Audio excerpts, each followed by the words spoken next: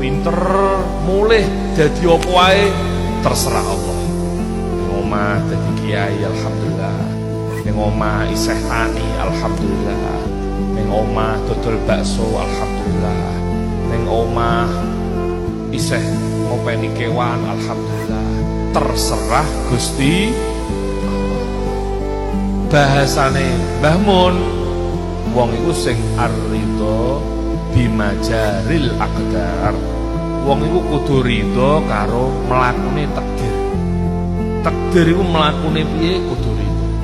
Kowe digawe ngene, digawe ngono, kudu ridho. Ar-ridho bimajaril aqdar. Sering Mbah Mun pesen, siji golek ilmu, nomor loro engko piye ridho karo mlakune takdir. Dadi opo